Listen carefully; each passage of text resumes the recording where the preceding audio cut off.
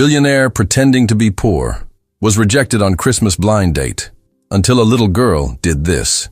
Caleb Morrison didn't even look up when the chair across from him scraped backward against the tile floor of the restaurant. He was focused on the thin trail of water sliding down the side of his glass, watching it reach the napkin and disappear. Across from him, the woman had already slipped her coat over her shoulders, her movements quick and decided. She wasn't angry, and she wasn't nervous, which somehow made it worse. She had already made her choice before she arrived. "This isn't what I imagined," she said calmly, her voice low but firm enough to end the evening. Caleb felt the familiar urge to explain rise in his chest, then fade just as fast. He'd learned over time that explanations rarely changed first impressions. She glanced once at his jacket, once at the small table, and once at his hands. Then she stood, as if the conversation had never really begun. She didn't wish him a Merry Christmas, or say she was sorry for leaving. Her heels clicked softly as she walked past other tables filled with laughter and clinking glasses. Caleb stayed where he was, his posture still, his face neutral, his eyes following nothing in particular. The decorations above them blinked red and gold, cheerful and completely unaware of him. For a moment, it felt like the entire room was moving while he stayed frozen. If you believe in compassion and the quiet strength of ordinary people, take a moment to like and subscribe. Stories like this remind us how one small act can change everything. The waiter hovered nearby, unsure whether to clear the extra place setting or wait a few more seconds. Caleb gave a small nod, a silent signal that it was fine to take the untouched plate away. Two menus still sat folded neatly at the edge of the table, now pointless. The reservation slip clipped to the stand still showed two names written in pen. Only one of those names was still present. As the waiter stepped back, the front door of the restaurant opened again, letting in a rush of cold December air. Along with it came the sound of a child's laughter, bright and unguarded, cutting through the low hum of conversation. A woman entered, brushing snow from her coat, her attention focused on the little girl beside her. The girl bounced slightly on her feet, excited by the lights, the smells, the noise. Then her gaze drifted toward Caleb's table. She slowed as they passed, her small face turning serious as she noticed the empty chair across from him. Her eyes moved from the abandoned place setting to Caleb's face, lingering longer than most adults ever did. She studied him with the kind of focus only children have, unburdened by assumptions. Then she tugged gently at her mother's hand and whispered something that made the woman stop walking. The mother followed her daughter's gaze and stiffened. Before the woman could speak or pull her back, the girl stepped away and crossed the short distance to Caleb's table. Her sneakers made soft sounds against the floor, unnoticed by anyone else in the room. Caleb felt someone near him and lifted his head, expecting the waiter to return. Instead, he found himself looking at a child standing beside his table, completely unafraid. Her presence caught him off guard in a way the rejection hadn't. She tilted her head slightly, her expression open and genuinely curious, not intrusive or rude. Her voice was clear when she spoke, carrying just enough to reach him without drawing attention. "What happened to the lady who was sitting here with you?" she asked, nodding toward the empty chair. Caleb took a breath, unsure how to answer something so simple and so loaded at the same time. Before he could respond, she added one more question that changed the night. Caleb Morrison had learned how to sit inside silence without panicking, but that night it pressed against him harder than usual. The girl's question lingered in the air, simple and direct, carrying more weight than it should have. He glanced toward her mother, who was already apologizing with her eyes before saying a word. The woman moved closer, her face warm but cautious, clearly aware of how unexpected this was. Caleb straightened slightly, unsure whether to smile or speak first. "I'm sorry," the woman said softly, placing a hand on her daughter's shoulder while keeping her voice calm. "She's very observant, and sometimes she forgets that adults don't always like questions." Caleb shook his head gently, letting out a small breath he hadn't realized he was holding. "It's okay," he replied, his voice steady, though his chest felt tight. "She didn't do anything wrong." The girl didn't move away when her mother tried to guide her back. Instead, she stayed where she was, her attention fixed on Caleb like she was waiting for something important. Her mother hesitated, clearly torn between politeness and the instinct to protect her child. The room continued around them, conversations overlapping, plates clinking. holiday music humming softly. Yet for a brief moment, it felt like they were standing in a pocket of quiet. "My name's Hannah," the woman said after a pause, offering a small, careful smile. "And this is Lucy." Lucy waved once, quick and casual, then looked back at Caleb like introductions were already done. Caleb nodded, returning the gesture, feeling strangely grounded by how normal it all felt. "I'm Caleb," he said, keeping it simple. Hannah glanced at the empty chair across from him, then back at her daughter. Lucy followed her gaze and frowned slightly, as if trying to solve a problem only she could see. "She hates when people eat alone," Hannah added, her tone light but sincere. "She thinks it's especially wrong on Christmas." Caleb felt something shift in his chest at that. Lucy tugged on her mother's sleeve again, more insistently this time. Hannah sighed, the kind of sigh that came from long shifts and constant responsibility. "Lucy," she murmured, already knowing what was coming. But Lucy didn't look at her mother when she spoke. She looked directly at Caleb. "There's room at our table," Lucy said, pointing behind her without hesitation. "My mom says sharing makes things better, even if you don't know each other." Hannah opened her mouth, clearly ready to apologize again or pull her daughter away. Caleb glanced once at his untouched plate, then back at the two of them. He felt the weight of the night pressing on him, waiting for his answer. For a second, Caleb considered declining, choosing the familiar comfort of leaving quietly. That was what he usually did when evenings went wrong. But something about Lucy's certainty, about Hannah's tired kindness, made it harder to retreat. He nodded slowly, surprising himself with the ease of it. "All right," he said, and the word felt heavier than it should have. As they walked toward Hannah and Lucy's table, Caleb sensed that something had already changed. Not in a dramatic way, and not in a way he could explain. Just enough to make him aware that the night wasn't finished with him yet. The empty chair behind him no longer felt like the end of something. It felt like the beginning of a question he hadn't planned to ask. Caleb followed Hannah and Lucy to their table, aware of how unusual the situation looked from the outside. A man abandoned on a blind date, now sitting with strangers on Christmas night. But no one around them seemed to notice, and that anonymity felt strangely comforting. Hannah pulled out the chair for Lucy first, a habit formed from years of putting her daughter before herself. Caleb waited until Lucy climbed onto her seat before sitting down. The table was modest, nothing fancy, with a small candle flickering between menus. Hannah apologized again, though her voice carried more exhaustion than embarrassment. Caleb waved it off, telling her honestly that he hadn't planned on leaving just yet anyway. Lucy leaned forward, resting her elbows on the table, studying him like she was deciding something important. Her curiosity felt sincere, not invasive. They exchanged simple details, the kind people share when they don't expect anything in return. Hannah mentioned she worked as a nurse at a nearby public hospital, often pulling double shifts during the holidays.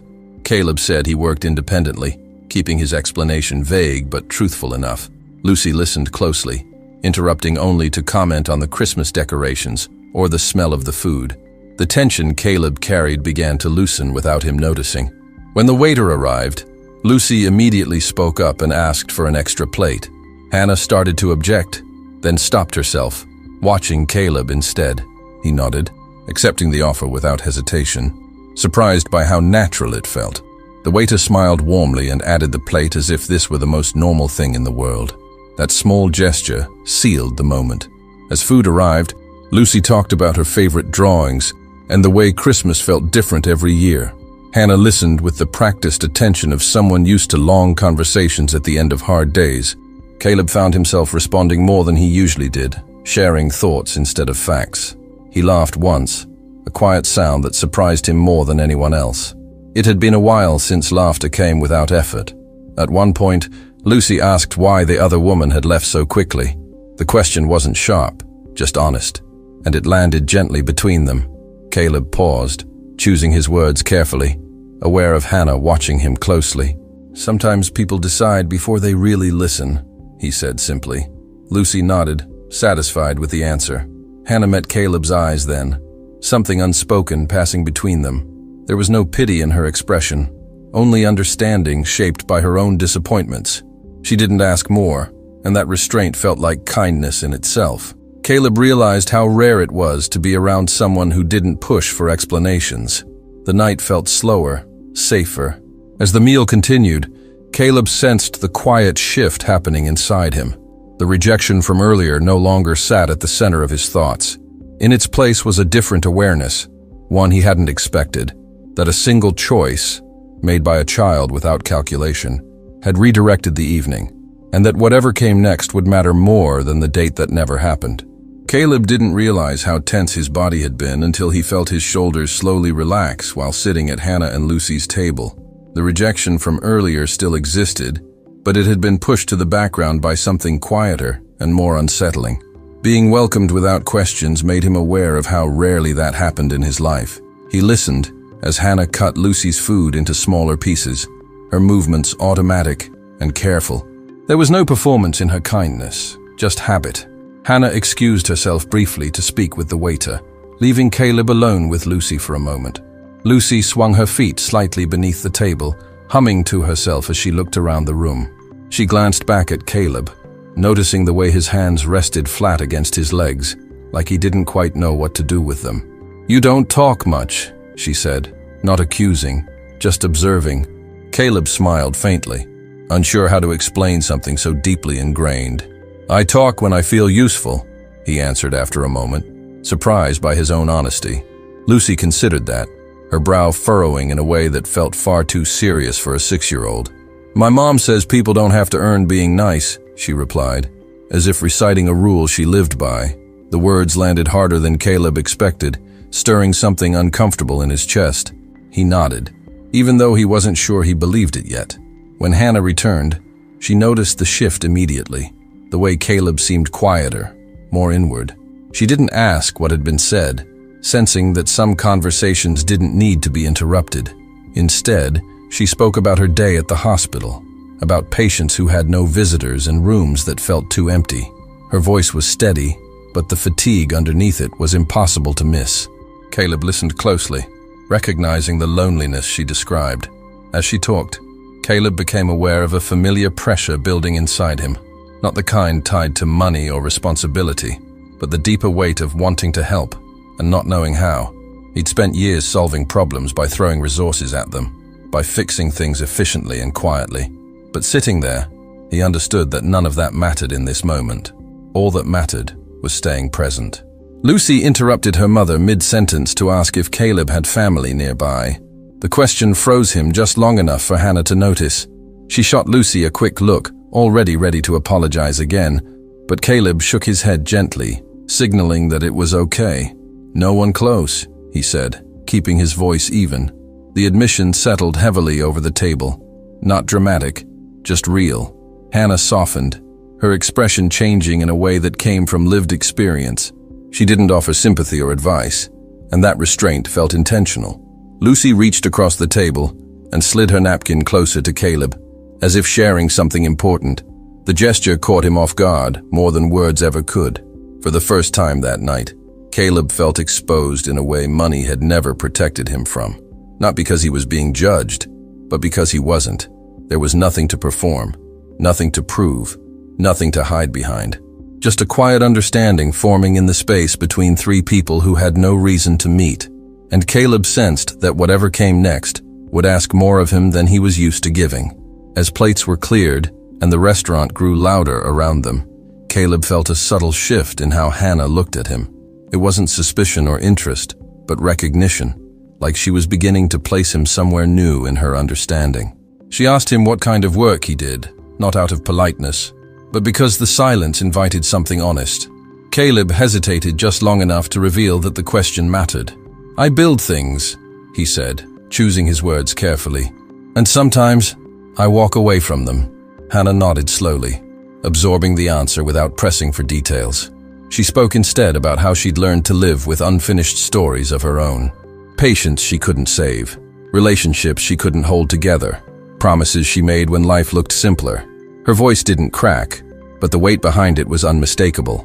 Caleb realized this wasn't small talk, it was disclosure. Lucy listened quietly, unusually still for her age, sensing the seriousness in the air. She asked whether Caleb missed the things he walked away from. The question was simple, but it cut deeper than anything asked earlier that night. Caleb stared at the candle between them. watching the flame tremble slightly. "Sometimes I miss who I was when I was building them," he admitted. That answer lingered between them, heavy, but not uncomfortable. Hannah didn't rush to fill the space, which made the moment feel safer rather than awkward.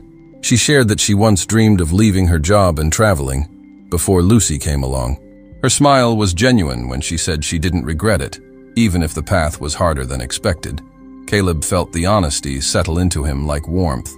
The conversation drifted back to lighter topics, but something fundamental had already changed. Caleb was no longer a stranger passing through their evening. He was someone who had been seen, even if only partially. Lucy leaned back in her chair, clearly satisfied, like she'd solved an invisible puzzle. The sense of isolation Caleb carried had begun to loosen its grip. When the check arrived, Caleb reached for it instinctively, then paused. Hannah noticed the movement and gently placed her hand over his. "You don't have to," she said, her tone kind but firm. Caleb looked at her, realizing she wasn't testing him or expecting anything in return. That restraint made the moment heavier, not lighter. "I'd like to," he replied quietly, meeting her gaze. Not because he felt obligated, but because choosing to give felt grounding. Hannah studied his face for a moment, then nodded in acceptance. Lucy smiled like this outcome had been obvious all along. The check was settled, but the exchange was far from over. As they stood to leave, Hannah thanked Caleb for the company, her words sincere and measured. There was no mention of seeing each other again, no exchange of numbers, no expectations set. That absence of pressure felt deliberate, almost protective. Caleb watched them walk toward the door, Lucy waving back at him with both hands, and for the first time that night, he wondered what it would mean to stay present instead of disappearing. Caleb expected the night to end quietly after they parted ways, but the feeling he carried home refused to settle. It stayed with him as he drove through nearly empty streets, Christmas lights blurring past his windshield. He replayed Lucy's certainty, Hannah's calm restraint, and the ease of a conversation without agendas. Back in his apartment, the silence felt heavier than usual, no longer neutral, but unfinished. For the first time in years, he didn't distract himself with work. The following morning, Caleb woke earlier than he needed to, his thoughts already moving. He remembered Hannah mentioning the hospital, the overcrowded rooms, the patients who had no visitors. That detail stuck with him more than the rejection from the blind date ever had. Helping had always been his instinct, but usually from a distance, protected by anonymity and scale. This time, the urge felt personal and immediate. Instead of making calls or delegating tasks, Caleb drove himself to a local store. He walked the aisles slowly, choosing items that felt human rather than impressive. Warm socks, blankets, simple toys, paperback books, things people held on to. He paid in cash, ignoring the looks from the cashier when the total climbed into the thousands of dollars. None of it felt excessive to him. When he arrived at the hospital, the atmosphere shifted instantly. The smell of disinfectant and quiet urgency contrasted sharply with the warmth of the restaurant the night before. Caleb spoke to the front desk, explaining that he wanted to make a donation without publicity or conditions. The staff hesitated, then softened when they realized he wasn't asking for recognition. He asked only that the items reach patients who had no one else. As he waited for approval, Caleb noticed Lucy sitting on a bench near the hallway. Her legs swung back and forth, her jacket zipped up tight, her eyes scanning the room. She spotted him almost immediately, her face lighting up in recognition. "Hey," she said loudly, hopping off the bench and running toward him. Caleb froze, unsure how to react. Hannah followed moments later, concern flashing across her face before easing. She looked from Lucy to Caleb, confusion quickly giving way to understanding. "You came here," she said, not accusing, just surprised. Caleb nodded, suddenly aware of how exposed the moment felt. "I remembered what you said," he replied simply. Lucy grabbed his hand without asking, pulling him toward the waiting area. She showed him drawings taped to the wall, explaining which ones were hers. Caleb listened carefully, kneeling beside her as if this were exactly where he belonged. Hannah watched from a short distance, her expression thoughtful and guarded. Something about this felt too intentional to ignore. When they finally spoke privately, Hannah thanked him but kept her distance. She made it clear she didn't want favors or assumptions attached to kindness. Caleb respected that boundary immediately. telling her he wasn't there for gratitude. "I just didn't want anyone to feel forgotten today," he said.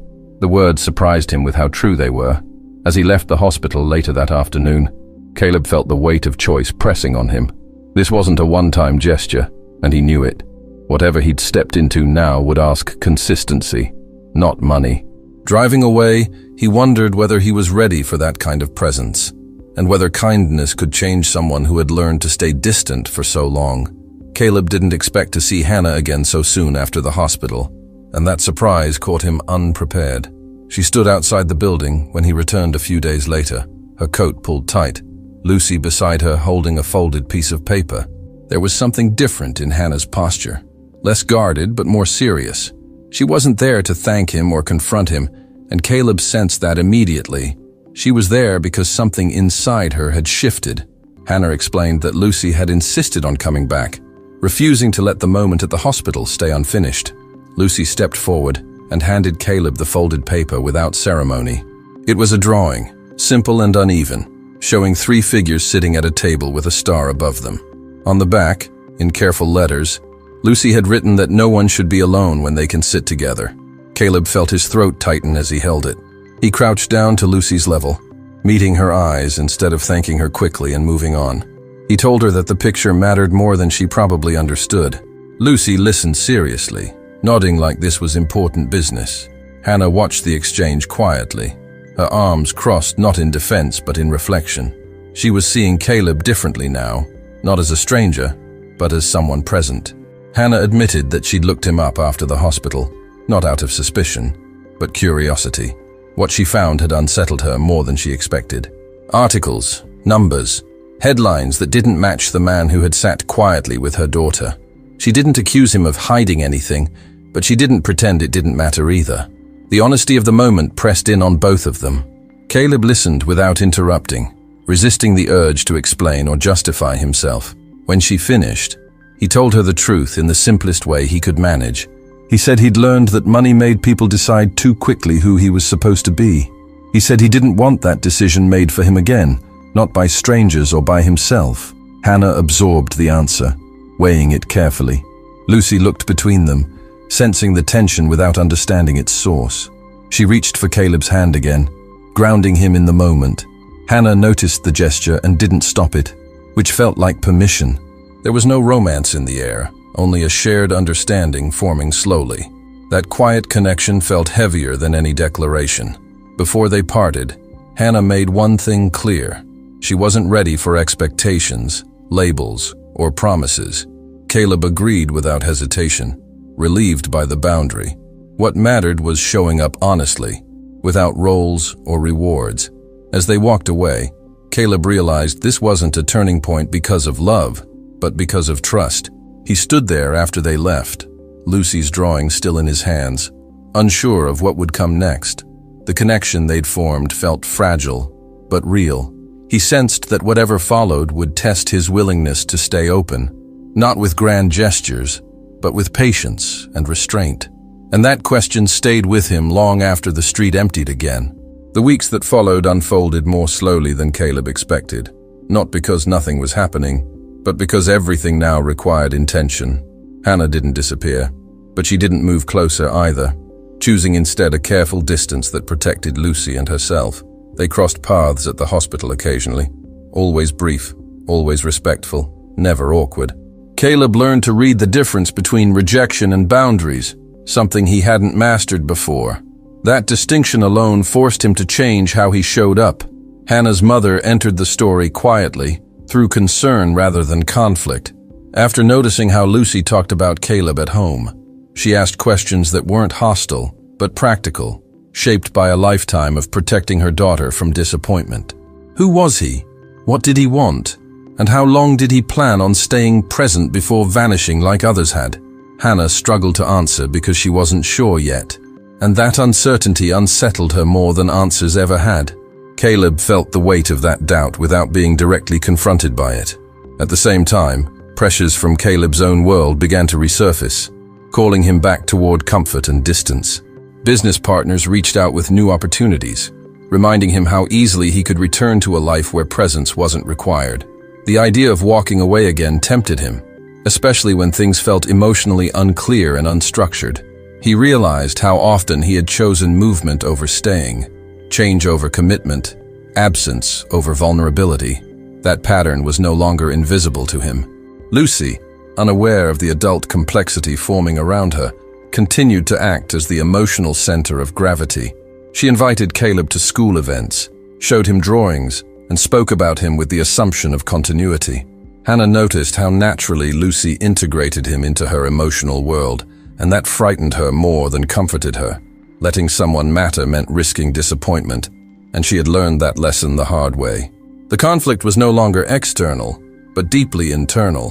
One evening, Hannah finally spoke openly, not in accusation, but in fatigue, admitting that she didn't know how to protect Lucy without isolating her. She explained how kindness often came with expectations she didn't agree to, and how generosity sometimes hid control. Caleb listened carefully, understanding that this was not about him alone, but about patterns Hannah had survived. He didn't promise permanence or reassurance he couldn't guarantee. He promised consistency in the present, which felt harder and more honest. He began noticing how small routines shaped trust, like answering messages when tired or admitting uncertainty instead of offering solutions. Hannah responded to that honesty by relaxing, slowly including him in decisions involving Lucy. Those moments taught Caleb that healing was built through repetition, not intensity, and that showing up imperfectly every time mattered more than getting anything right once. That answer unsettled Hannah, not because it was wrong, but because it required her participation. Consistency meant she couldn't simply wait to be proven wrong or right. It meant engaging, observing, and allowing time to reveal truth. Lucy watched these moments closely, sensing change even when words were measured. The family dynamic was shifting, whether anyone named it or not. External challenges continued to test them, from hospital crises to scheduling conflicts to moments of misunderstanding. None of these were dramatic on their own, but together they created strain that forced growth. Caleb learned when to step forward and when to step back, resisting the urge to solve everything. Hannah learned to articulate boundaries without closing herself off completely. Lucy remained the constant reminder of why presence mattered more than certainty. By the end of that season, nothing had resolved neatly, but something essential had stabilized. There was trust forming, slow and imperfect, built through repeated choices rather than declarations. Caleb understood that this stage was not about arriving, but about staying engaged when clarity was missing. Hannah understood that protection did not always mean distance, and all of them sensed that something meaningful was approaching, even if none of them could yet name it. The turning point didn't arrive with an argument or a confession, but through something quiet that Caleb never expected to receive. It came in the form of an envelope left at the front desk of the hospital, addressed to him in careful handwriting. A nurse handed it to him during one of his visits, mentioning that Lucy had insisted it be given directly to him. Caleb hesitated before opening it, already sensing that whatever was inside would change how he understood everything. He waited until he was alone before unfolding the paper. Inside was a letter written by Hannah, not emotional or dramatic, but steady and deeply honest in a way that surprised him. She explained that Lucy had been talking about that first night almost every day, not about the food or the restaurant, but about the empty chair. Lucy believed that moment mattered more than anything else because it proved people didn't have to disappear when things felt uncomfortable. Hannah admitted she hadn't realized how much that belief had taken root in her daughter until she listened closely. The letter wasn't asking for anything, but it was revealing something important. Hannah wrote about her own childhood, about growing up watching adults leave quietly when life became complicated. She described how she'd learned to survive by lowering expectations and teaching herself not to need too much from anyone.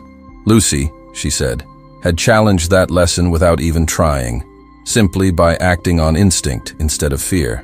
Reading this, Caleb felt a clarity settle in that no amount of success had ever given him. The bond forming between them had never been accidental. The letter continued with a truth Hannah hadn't spoken out loud before, even to herself. She wrote that seeing Caleb remain present without demanding access or control had disrupted her understanding of generosity. She had expected distance to feel safer, but instead it had felt empty, while cautious closeness had felt grounding.